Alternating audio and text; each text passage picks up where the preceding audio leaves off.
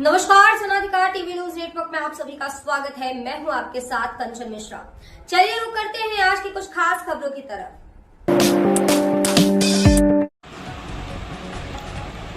थाना अजगैन जनपद उन्नाव पुलिस की बड़ी सफलता। ट्रक चालक को घायल कर 77 फ्रिज और 40 एसी लूटने वाले गिरोह का पर्दाफाश, 5 लोग हुए गिरफ्तार। वरिष्ठ पुलिस अधीक्षक जनपद उन्नाव श्री जयप्रकाश सिंह जी के कुशल दिशा निर्देशन में अपराध और अपराधियों के विरुद्ध चलाए जा रहे अभियान के क्रम में एसओजी सर्विलांस और थाना अजगैन पुलिस द्वारा पुलिस मुठभेड़ में एक अभियुक्त और लूट की घटना में शामिल अन्य 4 अभियुक्तों को गिरफ्तार किया गया।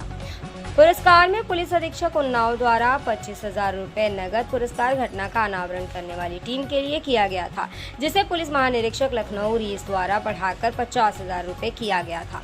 इसके पश्चात अपर पुलिस महानिदेशक लखनऊ जोन द्वारा इस धनराशि को बढ़ाकर 1 लाख रुपए घोषित किया गया।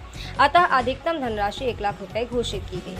जनाधिकार टीवी न्यूज नेटवर्क के लिए जनपद उन्नाव से जिला ब्यूरो अभिषेक मिश्रा की रिपोर्ट। पुलिस ने घटना को कितने लोग इसमें पकड़े गए, घटना कैसे तारीख की गई? इसमें मैं इस पूरी घटना चक्र को विस्तार से बताना चाहूँगा। एक घटना एक्चुअली अजगैन थाना क्षेत्र में नहीं, ये बहुत इसको डिसाइड नहीं किया जा सकता कि कहाँ घटना हुई थी, क्योंकि घटनाक्रम शुरू हो रहा है सोरामऊ थाना क्षेत्र से। वहाँ ट्रक लोड होती है। लोड होने के बाद 2 उसमें जो अपराधी हैं ये बैठते हैं से बात करके, और फिर ये आगे जाकर के कोतवाली क्षेत्र से होते हुए आगे जाती है और फिर वहाँ से टर्न होती है। तो भी अगला हिस्सा जो है थाना से सब मिला करके है कि पूरे घटना चक्र जो है हमारे जनपद उन्नाव में। और ड्राइवर जो चौटाई मिला था वो थाना अजगैन क्षेत्र में मिला था। क्योंकि वहाँ चौटाई मिला था, इस नाते से अजगैन के इंस्पेक्टर ने इसको लीड किया।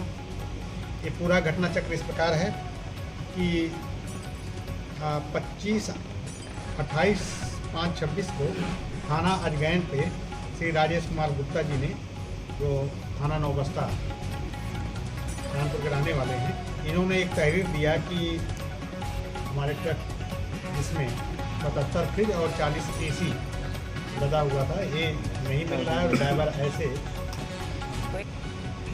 हालत में, घायल हालत में मिला था, जिसका ले जाकर के हम लोग ट्रीटमेंट करा रहे हैं। और इस सूचना के बाद अभियोग पंजीकृत किया गया लूट का, और लूट के अभियोग पंजीकृत होने के बाद पूरी हमारी टीम लगी, जिसको लीड हमारे इंस्पेक्टर अजगैन सुरेश सिंह कर रहे थे अपनी टीम के साथ में हमारी एसओजी टीम भी लगी हुई थी और सर्विलांस टीम भी लगी थी। जगह जगह का इसमें बीटीएस उठाया गया। बीटीएस उठाने के बाद इस ट्रक को इन लोगों ने ट्रैक करना शुरू किया।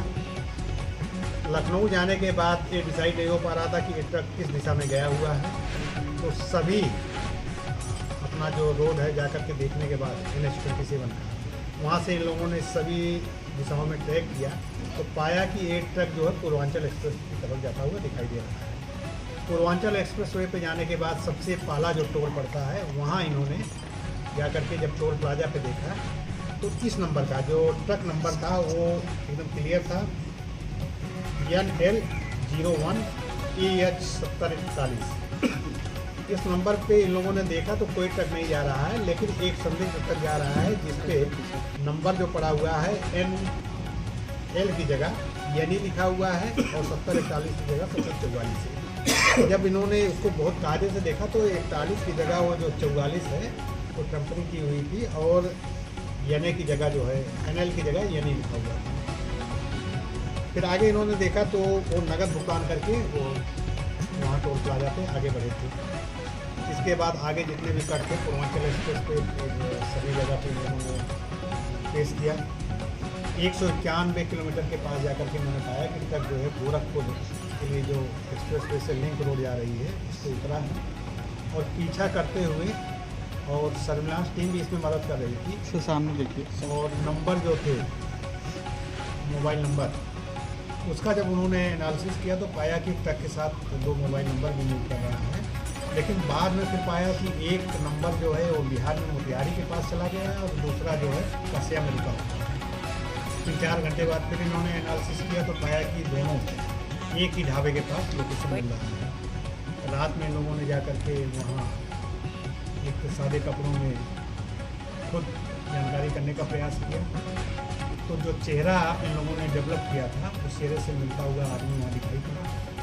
और चाय इन लोगों ने किया पूरा, उन्होंने जब निश्चिंत हो गए कि नहीं ये घटना यही करके और यही कुछ है, तो इसके बाद इन लोगों ने उस पर कार्रवाई किया। और कार्रवाई करने के बाद स्वस्तिक के ढाबे पर ही एक कमरे में 40 शीशी रखे हुए बरामद हुए और कुछ उसमें फ्रिज बरामद हुए। इसके बाद पाया गया कि इसमें एक रेडिएटर था जिसने फ्रिज को लुकवाया था, जो इलेक्ट्रॉनिक्स की दुकान है रोशनी इलेक्ट्रॉनिक्स की नाम से। वहाँ से फिर इन्होंने बरामद किया, ट्रक का लोकेशन पूछताछ किया तो पाया कि एक ट्रक जो है जाकर के मोतिहारी में किसी पेट्रोल पंप के पास खड़ी है, वहाँ से बरामद की। घटना करने वाले 2 लोग थे जो यहाँ से ट्रक लेके गए थे, उसमें से एक तो तत्काल मिल गया लेकिन दूसरा वहाँ से निकल आया। बाद में जब पूछताछ इन लोगों ने गंभीरता से किया तो पाया कि वो फिर जिस जगह से घटना कार्य करके गए थे उनको ये उम्मीद नहीं थी कि पुलिस पीछा करती है, फिर ये इसी स्थान पे आए हुए थे और पूरे सामान के साथ अभियुक्तों के साथ जब ये लोग आ गए, आने के बाद रात में इन लोगों ने प्रयास किया कि वहाँ देखा जाए तो नवाबगंज के पास एक संदिग्ध ग्रुप दिखाई दिया। इन लोगों ने उसको रुकने का इशारा किया, उसने पुलिस पार्टी में फायरिंग कर। फायरिंग के बाद पुलिस पार्टी ने आत्मरक्षा गोली चलाई, जिसमें एक जो मेन अभियुक्त है उसके दाहिने पैर में गोली लगी और गोली लगने के बाद जब इन लोगों ने उससे पूछताछ किया तो उसने अपना नाम बताया। और तो इस तरह से अभी 30 दिन नहीं हुए हैं और उसके अलावा टोटल सामान मिल गया।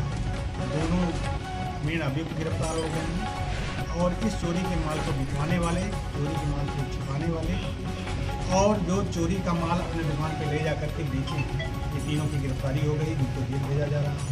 इसमें शेष 3 फ्रिज हम लोग और बरामद करने का प्रयास करेंगे। लगभग 45-50 लाख रुपए का इस सामान की लूट हुई थी और लगभग 100% तो नहीं कर सकते लेकिन 80%। सर छुट्टन ने कभी इसको योजना को बनाया गया क्योंकि पैसे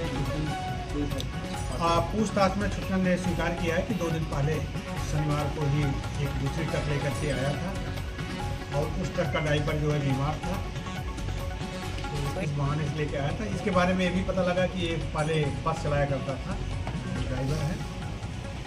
और यहाँ आने के बाद अगला दिन संडे था तो संडे को उसकी ट्रक अनलोड नहीं हो पाई थी तो रुका हुआ था, जिसके बाद ट्रक अनलोड हो गई तो ट्रक वापस ले गई। वापस जाने के बाद ये लोग इस तलाश में थे कि जो सामान आया हुआ गोदरेज का ये कहाँ जाएगा। और इसी बीच रात्रि में गुप्ता जी की ट्रक आई थी जिसमें अकेले एक ड्राइवर था और ट्रक पे सामान लोड हुआ। लोड होने के बाद जब ये जाने लगा तो इन लोगों ने एक दूसरे से परिचय किया, परिचय करने के बाद बैठ करके विश्वास करने के लिए इसकी कोई हिस्ट्री है सर? इनका कोई आपराधिक इतिहास नहीं मिला है और अभी तक हम लोगों ने वहाँ लोकल थानों से संपर्क किया। अपने प्रदेश का जो सबसे महत्वपूर्ण ऐप चल रहा है यक्ष ऐप उस पर देखा, CCTNS के रिकॉर्ड में देखा, लेकिन जो घटना कारित की गई है उससे लग रहा है कि ये पहले से या तो जानकारी थी या बहुत ही अच्छे ढंग से इन्होंने योजना बनाई थी, क्योंकि इन्होंने फास्टैग निकाल दिया था। उस ट्रक में GPS लगा हुआ था, GPS इन्होंने हटा दिया था। तो ट्रक ये भी हो सकता है कि ड्राइवर होने के नाते उनको जानकारी हो कि फास्टैग से जब पैसा कटेगा तो संबंधित मालिक की जानकारी हो जाएगी। GPS की जानकारी सभी ड्राइवरों को होती है कि GPS कहाँ लगता है, किसने निकालेंगे। इसमें अभी हम लोग और आगे बढ़ेंगे और जो 30 फ्रिज अभी नहीं बरामद हुआ है उसको भी बरामद। सर जो टीम है उसको किस तरह के इनाम दिया जाएगा? इसमें चूँकि ये घटना बहुत ही गंभीर टाइप की थी, उसके पूर्व भी एक घटना कारित हुई थी जो आप लोगों को संज्ञान में होगा, जिसमें पंजाब के 3 अभियुक्त पकड़े गए थे, अपने यहाँ का था, इसके माध्यम से आए। उसी के 2-3 दिन बाद एक घटना होना ये दर्शा रहा था कि या तो उन्नाव के पुलिसिंग के बारे में लोगों को जानकारी नहीं, या तो बाहर से आके कुछ इन्वेस्टिगेशन क्राइम करके निकल जाएंगे। उस पर हमने 25,000 रुपये का तत्काल मौखिक रूप से घोषित कर दिया था कि पुरस्कार दिया जाएगा, लेकिन रेंज ऑफिस से पुलिस महानिरीक्षक महोदय की तरफ से 50,000 रुपये घोषित किया गया। इस प्रकरण की गंभीरता को देखते हुए IG जोन सर की तरफ से 1 लाख रुपए का इनाम घोषित किया गया। इस प्रकार 1 लाख रुपए का इनाम घोषित हुआ था और 1 लाख रुपये